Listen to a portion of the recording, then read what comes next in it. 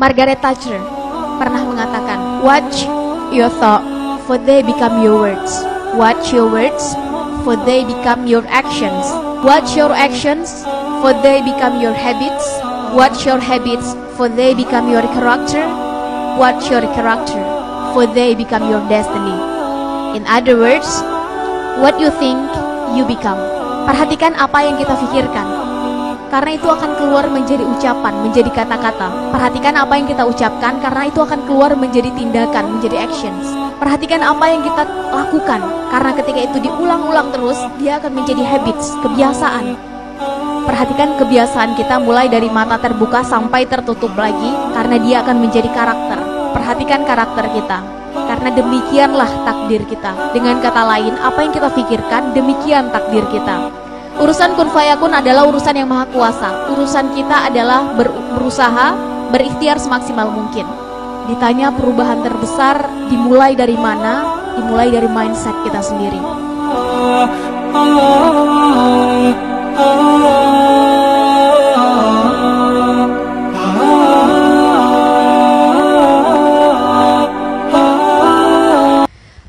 Bismillahirrahmanirrahim. Assalamualaikum warahmatullahi wabarakatuh. Alhamdulillahilladzi khalaqal insana fi ahsani taqwim tsumma radadnahu asfala safilin.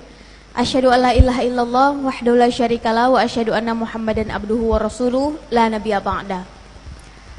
Alhamdulillah, saya senang sekali bisa hadir di tengah teman-teman yang sore hari ini, di weekend kali ini mau menyempatkan waktunya untuk hadir, untuk sharing, untuk diskusi, untuk menuntut ilmu, untuk bertukar pikiran.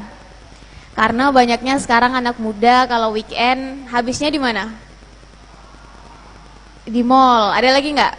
Yang cowok? Bingung. Jadi hadirnya 200 orang, 300 orang yang sore ini berkumpul di sini, tandanya sudah selected, tandanya sudah tersaring, sudah pilihan, sudah mau menyisihkan waktunya sekian jam untuk hadir di sini. Katanya kalau anak muda berkumpul bawa masalah, sharing, diskusi, nanti pulangnya akan banyak ide baru, akan banyak pikiran baru, akan membawa semangat baru. Kuncinya satu, ada tukar pikiran saat forum itu terjadi. Jadi meskipun waktunya singkat, kita cuma punya 45 menit, semuanya kalau Sarlia ngomong nanti ketika pulang juga yang ingat hanya 20 menit saja. Nanti 20 menit kejeda sama makan, jeda sama tidur, jeda sholat, jeda buang air, yang ingat hanya tinggal 10 menit saja. Dari 10 menit, setelah ngobrol sama teman, ngechat atau tulis status, post, yang akhirnya terimplementasi tinggal 5 menit saja. Jadi yang penting adalah singkat tapi fokus. Jadi mari kita manfaatkan waktu, semoga Sherly juga bisa fokus dan teman-teman juga bisa fokus. Silahkan nanti kita sama-sama diskusi, sharing. Kalau Sherly bisa jawab, Sherly akan jawab, tapi kalau Sherly tidak bisa jawab, Sherly akan bawa pulang. Sherly cari tahu, semoga lain kesempatan bisa Sherly jawab. Yang jelas, diberi sedikit gundakan di depan seperti ini bukan karena Sherly lebih pintar teman-teman, bukan karena ilmu Sherly lebih, bukan karena pengalaman Sherly lebih, bukan karena Sherly lebih pantas. Bisa jadi di sini banyak guru-guru Sherly, bisa jadi di sini banyak kakak-kakak, orang tua yang lebih berpengalaman dari Sherly. Salam takzim Sherly, salam hormat. Tapi hanya sebagai bridging saja untuk di awal, sehingga nanti jika ada yang ingin bertanya, mungkin ada kawannya yang ingin menanggapi, tak ada masalah, silahkan. Yang saya hormati teman-teman yang sudah menyelenggarakan acara, pihak Dewan Masjid, juga teman-teman. Yang jelas, yang besar tak saya sebut gelarnya, yang kecil pun tak saya sebut namanya. Orang tua kami dengan para tuahnya, guru-guru kami, ustadz, ustazah kami yang hadir di sini dengan berkalamullah dan berkitabullahnya. Anak muda dengan semangatnya. Masih pada semangat? Masih semangat? Baik. hari ini kali pertama Sherly dikasih tema baper. Baper, bawa perubahan. Dan ini pasti berkaitan dengan anak muda. Karena di setiap perubahan pasti ada derap langkah anak muda. Dan ini teorinya sudah dari beribu-ribu tahun yang lalu. Rasulullah pernah bilang, tiang negara itu adalah pemuda-pemudinya. 1400 tahun yang lalu pun Sayyidina Ali pernah berkata, Syubanul yaum rijalul ghad, rijalul yaum imadul ghad. Dan perkataan ini juga diamini oleh para filsuf barat yang menyebutkan the youth of today are the leaders of tomorrow. Intinya sama, bahwa pemuda hari ini adalah pemimpin nanti di masa depan. Perkataan ini indah sekali dan dalam sekali. Jangan sampai kita balikkan menjadi pemuda hari ini adalah pecundang di masa depan. Kenapa pecundang? Karena kita tak melakukan apa-apa, kita tak membuat persiapan apapun. Malcolm X pernah berkata, teman-teman tahu Malcolm X? Seorang aktivis kemanusiaan dari Amerika Serikat berkulit hitam, yang sudah banyak peneliti sosial menyebutkan kalau ada presiden pertama sebelum Obama berkulit hitam di Amerika, maka Malcolm X yang paling pantas. Malcolm X memperjuangkan persamaan derajat kulit hitam dan putih, sehingga muncullah sampai sekarang undang-undang persamaan antara kulit hitam dan putih di Amerika. Dia pernah berkata seperti ini, "The future belongs to those who prepare for it today." Masa depan adalah milik mereka yang mau mempersiapkannya hari ini. Pertanyaannya adalah, apa yang sudah kita persiapkan? Bukan tentang kita lahir di mana, dengan kondisi sosial, ekonomi, keluarga seperti apa, dengan warna kulit seperti apa, dengan bentuk tubuh seperti apa, keluar dari rahim perempuan mana. Masa depan bukan ditentukan dari itu, tapi tentang kita mau mempersiapkannya dengan seperti apa. Sekarang kita, tadi katanya rata-rata di sini umurnya 20 ke atas, benar ya? Ada yang di bawah 20? Oh, ada juga. Waduh. Intinya adalah siapapun kita sekarang, berapapun umur kita, langsung bikin perencanaannya. 25 tahun lagi ingin jadi apa, ingin mengambil kontribusi apa untuk diri, lingkungan, luaskan lagi, lingkungan yang lebih besar, bahkan kalau bisa bangsa, negara, dan agama. Mungkin kita berbeda, ada yang senang dunia pendidikan, silahkan mulai. Senang dunia kesehatan, silahkan mulai. Senang dunia teknologi, mulai. Senang dunia apa lagi? Sejarah, ambil bagiannya. Bahasa, budaya, silahkan ambil. Ekonomi, politik, silahkan. Tapi sekarang adalah zamannya anak muda. Bikin perencanaannya, 5 tahun pertama, apa yang akan dilakukan? 5 tahun kedua apa? 5 tahun ketiga apa? Breakdown. 5 tahun kepanjangan Kak, breakdown lagi. Dalam 5 tahun, 1 tahun pertama saya akan selesai dengan ego saya sendiri. 2 tahun kedua, saya akan menemukan setidaknya 3 mentor. Dalam tahun ketiga, setidaknya sudah mulai karya saya dalam dunia pendidikan misalnya. Tahun keempat, saya sudah mulai tentukan apa targetnya. Sehingga tahun-tahun berikutnya kita tahu bahwa kita on the track. Sehingga hanya ada 4 kualitas manusia, teman-teman. Pertama adalah mereka yang pesimis. Tanyakan satu pertanyaan pada manusia jenis ini, jawabannya selalu dimulai dengan kata, ah. Buat teman-teman yang masih kuliah, ingin lulus kuliah berapa tahun? Ah, itu nanti sajalah dipikir. Yang penting sekarang saya kuliah dulu, senang-senang dulu. Masalah nanti lulus berapa tahun itu urusan belakangan. Mau mulai punya usaha sendiri, umur berapa? Ah,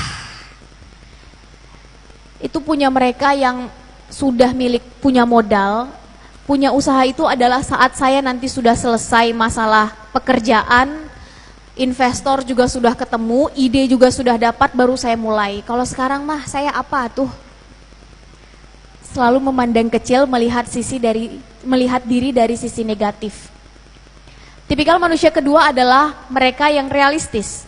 Tanya satu pertanyaan pada manusia jenis ini, selalu dimulai dari kata Ya sudahlah. Kapan mau mulai punya rumah sendiri? Ya sudahlah. Sekarang saja sudah tinggal di sini, syukur. Sekarang tinggal dengan orang tua, harusnya saya sudah bersyukur. Kos-kosan sudah bersyukur. Ya sudahlah, nanti kalau sudah bekerja, gaji sudah sekian digit, baru saya mulai berpikir tentang punya rumah sendiri.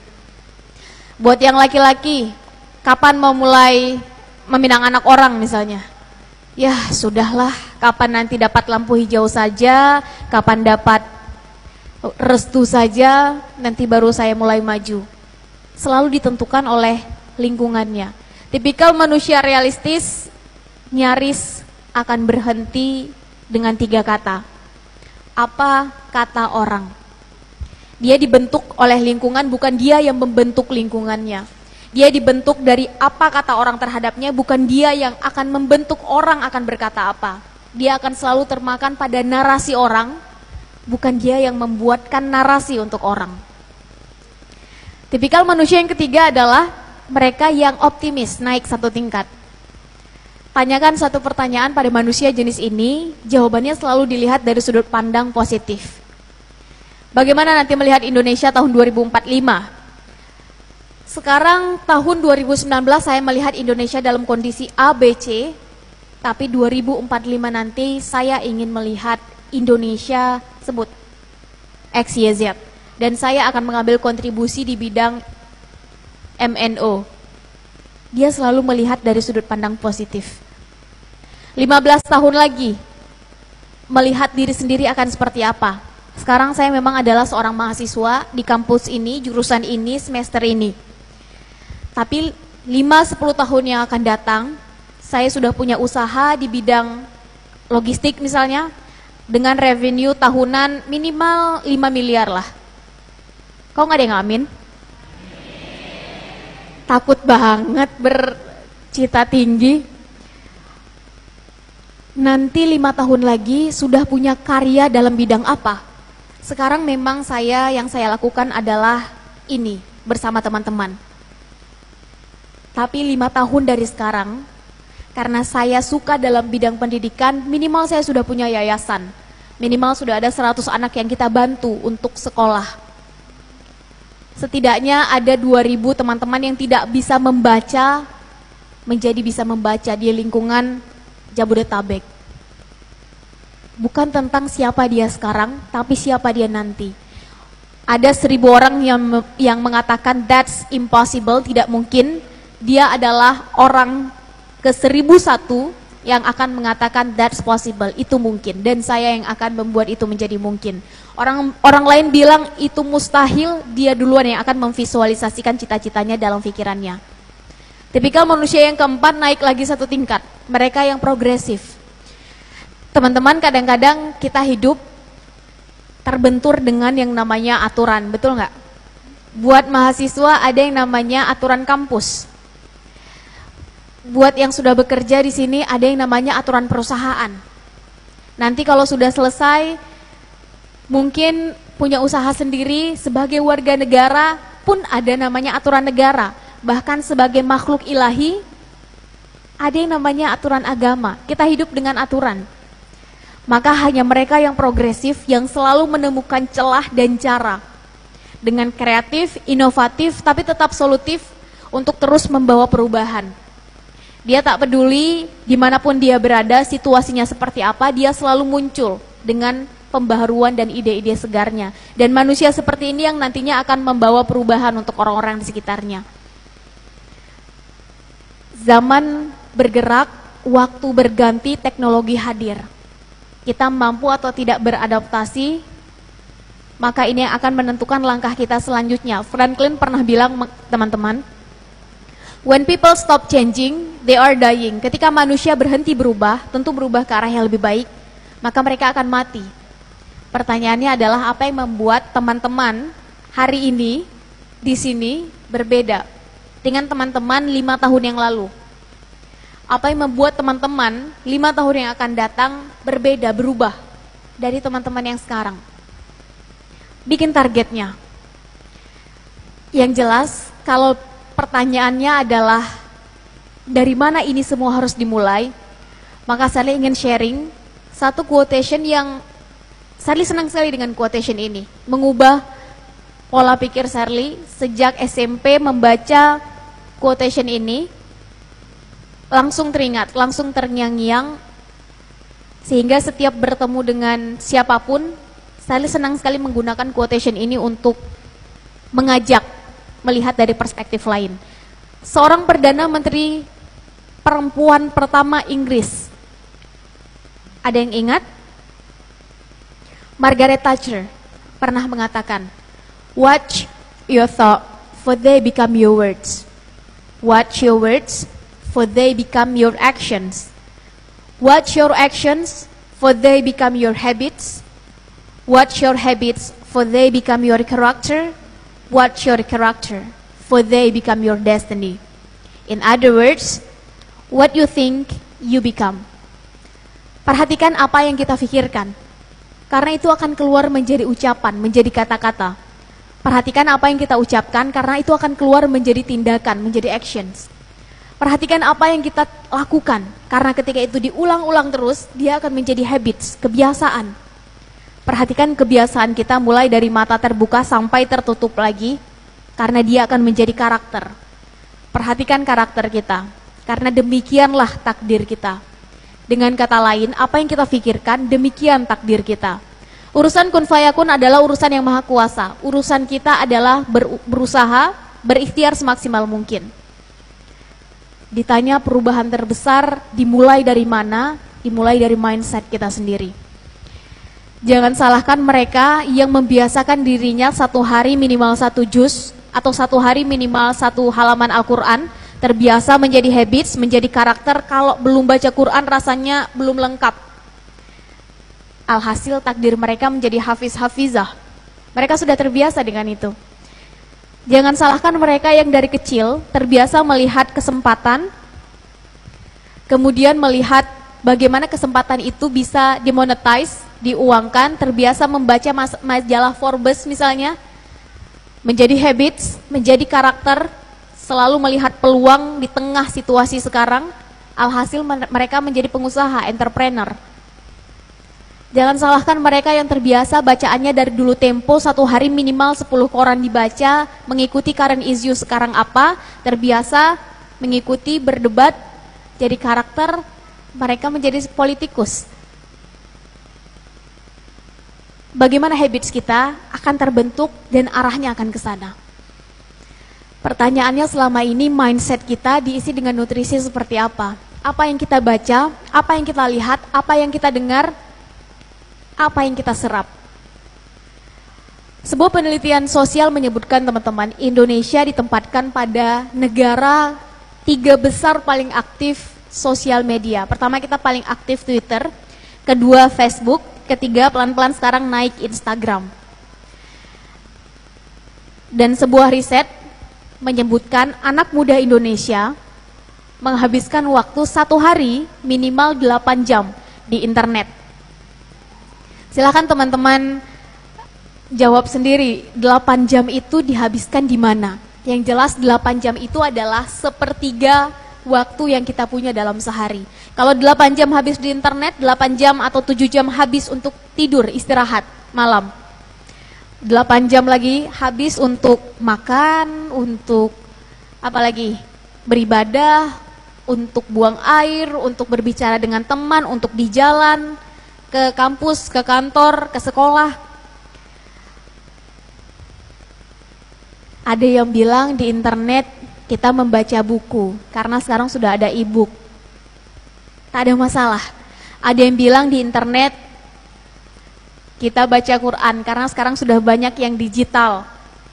Luar biasa.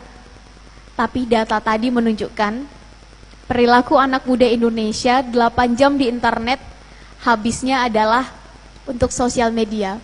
Makanya Indonesia ditempatkan 3 besar paling aktif sosial media. Kalau anak mudanya sudah bergerak, main di sosial media, trending pasti dari Indonesia. Hashtag, tagar, nyaris dari Indonesia.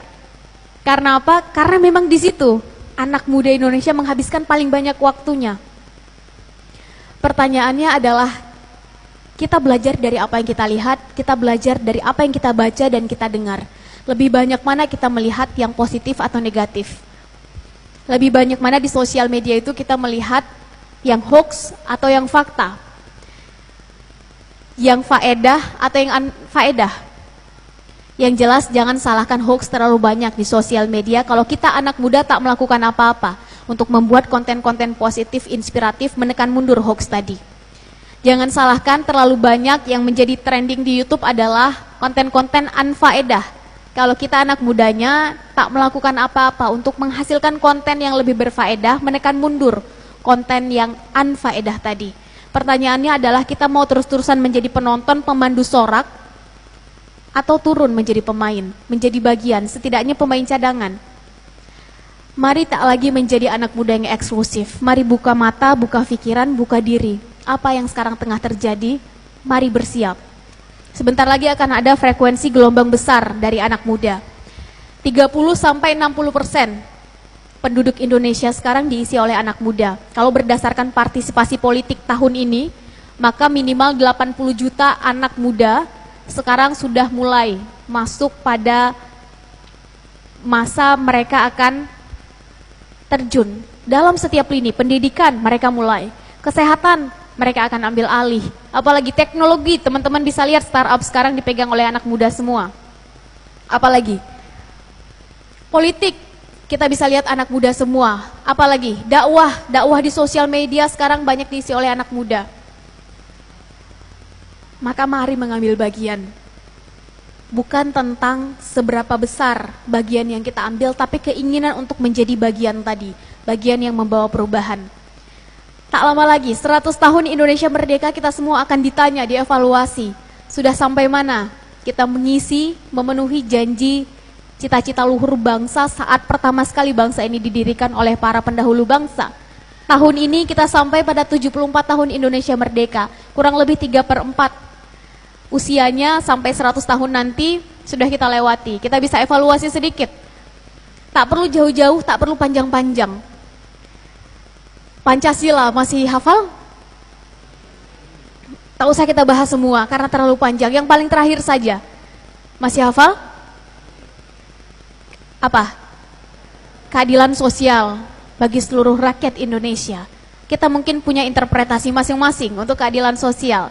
Tapi setidaknya ada 3 hal yang sangat sederhana yang masyarakat punya hak terhadapnya. Yang pertama, pendidikan. Sudahkah semua masyarakat Indonesia mendapatkan akses yang sama ke pendidikan? Silakan teman-teman jawab. Yang kedua, kesehatan. Sudahkah dari Sabang sampai Merauke, Miangas sampai Pulau Rote punya akses yang sama ke kesehatan? Yang ketiga, yang paling urgent, lapangan pekerjaan, ekonomi. Sudahkah rakyat Indonesia menjadi tuan di rumahnya sendiri untuk mendapatkan lapangan pekerjaan? Maka bersiap, akan ada gelombang besar sebentar lagi. Yang mau tidak mau, siap tidak siap, tongkat ini akan diberikan pada anak muda. Mereka yang mempersiapkan diri, maka kesempatan lebih senang hinggap duluan kepadanya. Kesempatan lebih senang datang kepada mereka yang bersiap. Kesempatan lebih senang datang kepada mereka yang duluan menyatakan diri bahwa saya siap. Pertanyaannya adalah, kita ingin 2045 nanti Indonesia seperti apa? Bukan nanti 2045 kita baru menentukan bagaimana kondisi bangsa, negara, dan agama saat itu. Tapi dari sekarang, 26 tahun bukan waktu yang panjang, itu waktu yang singkat teman-teman. Kita breakdown.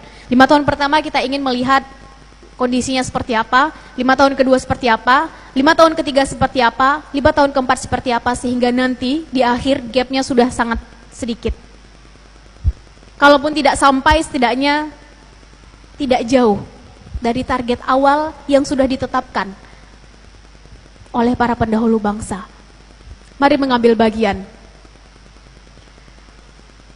Karena sekarang adalah waktunya teman-teman. Banyak orang ngomong tentang generasi milenial, sudah selesai, sekarang sudah masuk generasi Z, generasi Alpha. Tahun ini adalah tahun pertama generasi Z masuk ke perguruan tinggi. Teman-teman yang lahir tahun 2001, sekarang adalah tahun pertama mereka masuk perguruan tinggi. Banyak orang ngomong industri 4.0. Sebentar lagi kita masuk industri 5.0, percepatannya akan 2, 3, 4 kali lipat. Mereka yang mau beradaptasi akan terus bisa lanjut, mereka yang tidak mau akan jalan di tempat, tertinggal. Mari menjadi bagian dari perubahan ini teman-teman, karena kalau tidak diisi oleh teman-teman yang ada di hadapan Sherly sekarang, maka teman-teman tahu akan diisi oleh pihak yang mana. Yang jelas, tak ada kata abu-abu dalam hidup. Kita ingin menjadi baik atau buruk, tidak bisa setengah baik, setengah buruk. Ingin menjadi hitam atau putih, tidak bisa menjadi sedikit hitam, sedikit putih. Ingin berada pada golongan yang mana? Silahkan pilih. Hidup cuma satu kali. Yang jelas, berbicara tentang perubahan, maka pasti kita akan berbicara tentang derap langkah anak muda. Dan berbicara tentang anak muda, kita bukan lagi berbicara tentang umur. Sudah terlalu kuno. Berbicara tentang anak muda adalah tentang pilihan sikap. Ingin menjadi yang pesimis atau optimis. Ingin menjadi seorang yang hidupnya terus berada pada keraguan-raguan atau keyakinan. Berbicara tentang anak muda sama dengan kita berbicara tentang pilihan sikap dan pikiran. Ingin terus berada pada keputusasaan atau harapan. Yang jelas kita akan tua setua keputusasaan kita. Kita akan muda semuda harapan kita. Kita akan tua setua optimisme kita. Kita pun akan muda semuda terbalik. Kita akan tua setua pesimisme kita. Ya nanti bagaimana? Ya nanti kalau begitu.